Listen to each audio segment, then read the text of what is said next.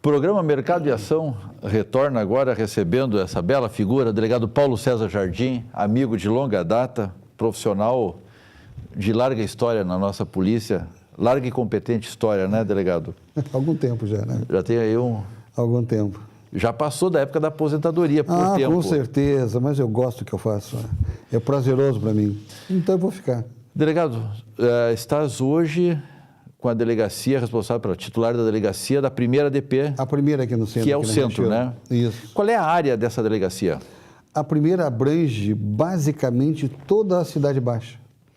As pessoas imaginam que a primeira abrange aquela parte da Praça da Alfândega, a Praça 15, aquilo ali é 17º. Nós, na realidade, pegamos a Riachuelo por lado de cá. Então, nós ficamos ali, toda a Cidade Baixa, vamos até perto da Zenha, ali na Panambra, ali na Zenha, sabe? Toda é a área da primeira delegacia de Porto Alegre. Tá, o divisor é a Avenida Ipiranga ali. O divisor é Ipiranga, isso. Delegado, nós temos 3 assuntos, eu vou relacionar agora o qual eu quero conversar.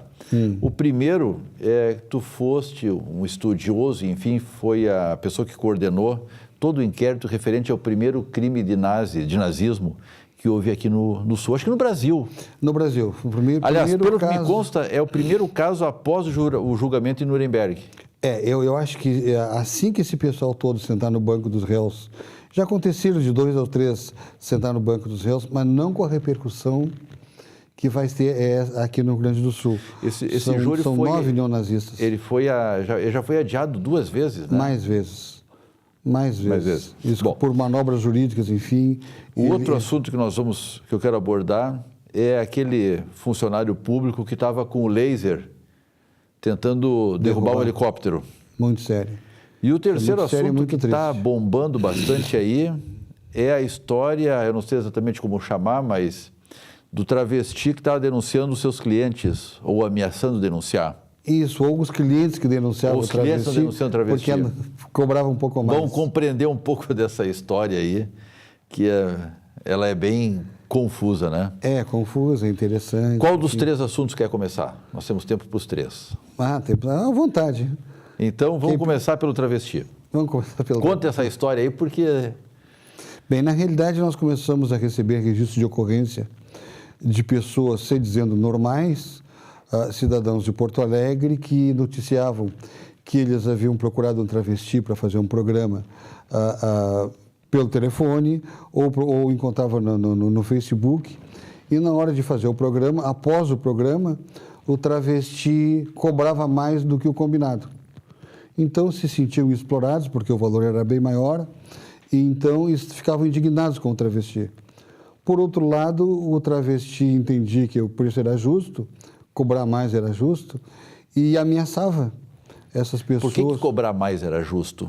Entende o travesti o seguinte: no primeiro momento, há sempre uma combinação do que fazer durante o ato sexual. E o travesti, no primeiro momento, e até com a combinação por telefone, seria o passional da história. E 99,9%, talvez quase 100%, dos homens que procuram travesti para fazer programa, esses homens procuram a situação de passionalidade na hora da relação. E mais, não só procuram a passionalidade, como aqui no Rio Grande do Sul, principalmente, e os travestis nos contam isso, os homens querem transar sem camisinha e querem ser passionais. A partir do momento que aparece essa novidade para o travesti, ele agrega um plus. Ele passa a cobrar um valor a mais. Os serviços além do combinado. Os serviços além do combinado. Então, não usar camisinha tem um acréscimo, agir como ativo na relação com o travesti tem outro acréscimo, e independente disso, outras coisas, outras fantasias que são realizadas, cada uma delas tem um acréscimo. No final do programa, ou daquele trabalho, o travesti, o encontro que seria de 300, 400, 500 reais, foi a 600, 700 reais. E eu pergunto para o travesti, mas escuta, mas as pessoas não tomam consciência que está aumentando o valor?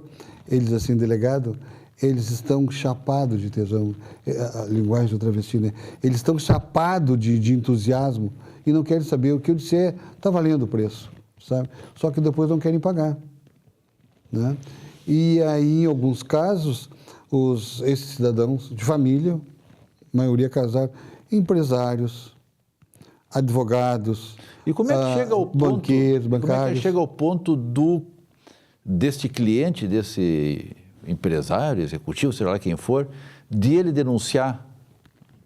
Essa é uma bela pergunta.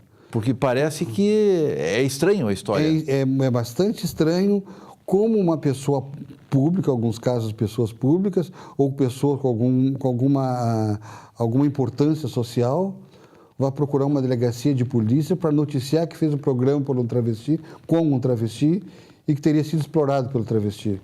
Ele deve imaginar que era uma ocorrência pública e que a partir do momento que se der um clique ali, esse fato já está noticiado em todo o Rio Grande do Sul. E deve imaginar também que o travesti vai ser procurado. Afinal de contas, instauramos um inquérito. E aí vem a discussão. Tudo isso ele deve imaginar, né? Eu lembro que um deles falou para uma escrivã lá, escuta, esse assunto fica em sigilo, né? A escrivã disse, como sigilo? O senhor foi a primeira pessoa que procurou publicizar? O senhor que procurou polícia para noticiar tudo isso que está acontecendo?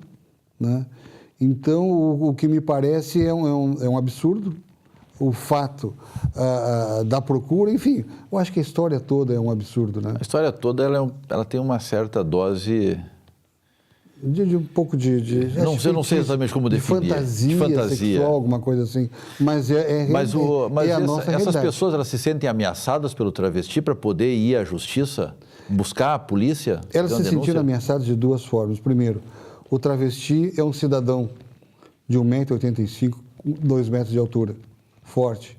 Quando o travesti se vê pressionado, aí surge o homem que tem dentro do travesti. Aí esse homem ameaça. Vou te bater, vou fazer isso, vou fazer aquilo. Então o cidadão comum se assusta. Por outro lado, o que me parece o maior absurdo, as pessoas não têm dinheiro para pagar o travesti no total, porque, segundo o travesti diz, eles chegam com o dinheiro certo. Então eles deixam um documento para ganhar um tempo em garantia e vão em casa, vão no banco buscar o dinheiro. Passa um dia, passa 2 dias, o travesti liga, e meu dinheiro, não vou te pagar, eu não tenho. Sabe o que o travesti faz? O travesti pega aquele documento de identidade, entra no Facebook, localiza a pessoa.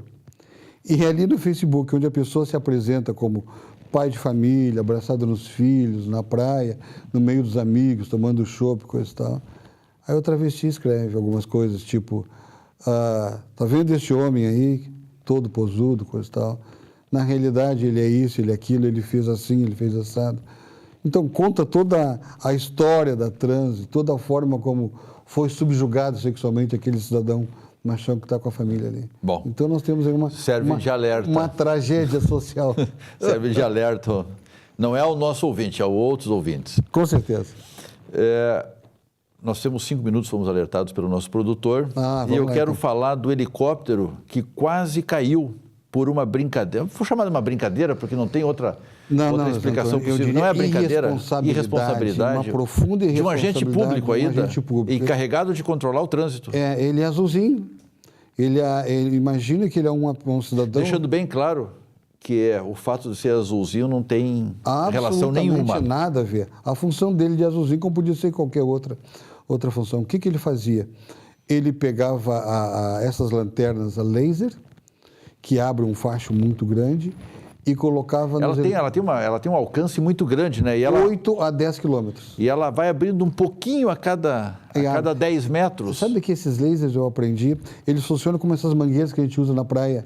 O esguicho aumenta ou diminui na praia da água, sim, conforme tu movimenta. Aquela lanterna da mesma forma. Então, tu aumenta o esguicho, eles transformavam um helicóptero da brigada ou da polícia civil num Hulk todo verde. E o piloto perdia a visão. E como os helicópteros... Aquilo é muito forte, aquela lâmpada. Muito forte. E como os helicópteros não têm piloto automático, a sorte é que o piloto que estava atrás orientou o piloto da frente. Orientou a manobra que tinha que fazer, enfim. Ele tentou, ele saiu de um jeito, saiu do outro e se safou. E era da Brigada Militar esse helicóptero? Nesse caso específico era o helicóptero da Brigada Militar. O outro helicóptero que estava em apoio fotografou e filmou esse cidadão.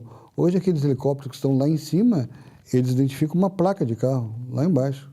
Com a maior tranquilidade. Quase dá para ver as horas pelo helicóptero se alguém apontar o relógio. Esse agente ele vai ser indiciado? Já foi indiciado? Eu indiciei ele em crimes de tentativa de derrubar uma aeronave, né? Mas eu inovei sobre a interpretação jurídica. Eu entendo que esse cidadão assumiu o risco de derrubar o helicóptero que estava acompanhando uma movimentação pública, 3 mil, 5 mil pessoas, e derrubar aquele helicóptero em cima daquelas pessoas. Então, eu entendo que houve... Assumiu o risco de matar. Assumiu o risco de matar. Eu entendo que houve uma tentativa de homicídio. Homicídio na forma atentada com dolo eventual. Ou seja, ele podia até não querer matar as pessoas, mas assumiu esse risco, né? Então, foi essa tipificação que eu dei para o inquérito já está na Justiça. Isso acontece, deve acontecer também com aviões. Com certeza, com certeza. Em São Paulo, nós temos inúmeras reclamações, depois eu fiz pesquisa em relação a isso, inúmeras reclamações de laser. Que risco danado que a gente nem sabe que está... Ou de cair um avião em cima, ou de cair com um avião. Isso. Ou imagina um helicóptero da polícia fazendo policiamento em cima de alguma zona mais de algum tipo de conflito, um movimento de pessoas, correr esse Mas risco. Exatamente no dia das movimentações sociais que o pessoal estava fazendo aqui na Cidade Baixa, estava fazendo aqui na Rua da Praia, o helicóptero em cima e o camarada jogando laser. Delegado Jardim, nós falamos 3 assuntos e nós fomos sinalizados que agora são 2 minutos, já eram 2 minutos. Crime de nazi. Por que são acusados de crime de nazismo? São pessoas que ainda hoje têm eu chamo de doença, essa imbecilidade, né? Que é a história da segregação racial, que é a história da pureza de raça, é a história da oxigenação racial, né? Aqui no Rio Grande do Sul, eu trabalho com isso há aproximadamente 12 anos, 13 anos, e os inimigos deles são os judeus, os homossexuais e os negros, né? A quem eles agridem e a quem eles entendem como excrescência pública, excrescência humana. Merece ser julgado mesmo. Merecem ser julgados e merecem ser condenados. Aquele rapaz que eles atacaram veio a óbito, né? Veio a óbito. Um dos casos veio a óbito. Agora, traumatismo craniano, dilaceração de baço, fígado, nos ataques que eles fazem é uma frequência. Tem sido comum as agressões? Continuam? Diminuiu bastante. As agressões diminuíram este ano de 2016, diminuiu muito, e no ano passado tivemos 1 ou 2 casos só. Ainda bem, né? Ainda bem. E me parece que em função que eles vão sentar no banco dos réus em breve, então eles estão um pouco acautelados. O pessoal está esperando para poder medir a consequência, para ver até onde vai. Isso. Bom, delegado, nosso tempo estourou. Obrigado pela presença. Tão rápido, né? Mas passa rápido demais. A gente nem sente. Obrigado pela presença, agradecemos a sua audiência. Retornamos em breve.